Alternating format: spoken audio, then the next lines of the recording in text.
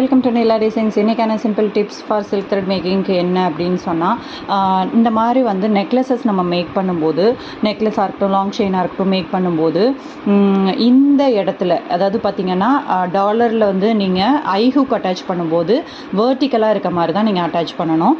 But சைடில் நம்ம கொடுக்க போகிற இந்த சைடு ஜங்ஷன்ஸ் எல்லாமே இந்த மாதிரி வந்து நான் செயின்ஸ் மேக் பண்ணும்போது இந்த ரெண்டு பக்கமும் கரெக்டாக இந்த மாதிரி செயின்ஸ் வந்து அட்டாச் ஆகிற மாதிரி கொடுப்போம் இல்லையா? அப்போ கொடுக்கும்போது ஒரு பீஸுக்கும் நீங்கள் என்ன கொடுக்கணுன்னா, ஒரு ஹூக் வந்து வெர்டிக்கலாகவும் இன்னொரு ஹூக் வந்து ஹரிசாண்டலாகவும் தான் கொடுக்கணும். அப்போ தான் பார்த்தீங்க அப்படின்னு சொன்னால், இப்போ பார்த்தீங்கன்னா இப்போ நான் இதில் அட்டாச் பண்ணி காமிக்கிறேன்.